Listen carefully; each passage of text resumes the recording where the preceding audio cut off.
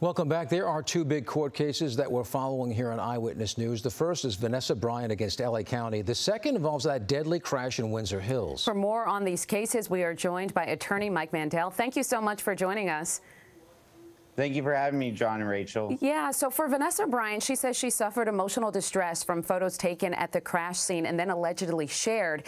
LA County is saying photos were not shared with the public, but this week video and witness testimony seems to go against that. So, Mike, what are the main factors to watch in this case?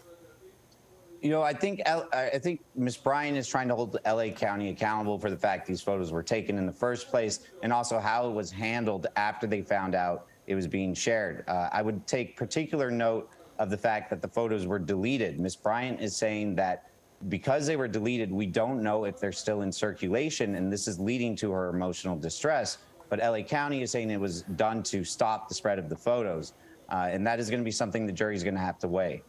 And Mike, I think it's safe to say Vanessa Bryant probably doesn't need the money. It's more likely about the principle. What's the end goal, do you think, with this lawsuit? What does she really want? So, although Ms. Bryant doesn't need the money, the only thing she can really get from this case is money. So I have to believe that the purpose of this case is really to punish LA County for their actions. But either way, it seems like a lose-lose for LA County, because if they win, it will seem like they're ganging up on a grieving spouse. And if they lose, then it will likely cost us a lot of taxpayer dollars. And now let's switch gears. Earlier this month, a woman ran a red light in Windsor Hills, crashing and killing 6 people. We saw that fiery, horrific crash. Her attorney has raised the issue of mental health in this case. So how could mental health play a role, and is it a strong defense? Yeah, it's such a tragic case. You know, it could be a strong defense. It really will depend on if Ms. Linton had a significant mental health history, what her state of mind was at the time of the crime, and potentially what her state of mind is now.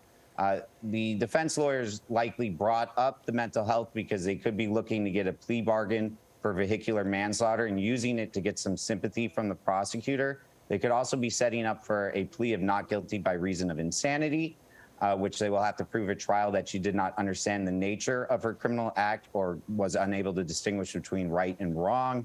And finally, they may also be talking about her current state of mind and saying she's incompetent to stand trial, which would involve that she does not understand what's going on in trial or cannot help her lawyer in her defense. But, Mike, we know she is an ER nurse, and she's been working, but there were no signs of braking at that crash, no sign that she tried to slow down. Let's say this defense does work and she gets, you know, some kind of, gets off by reason of insanity. What kind of punishment would there be for that?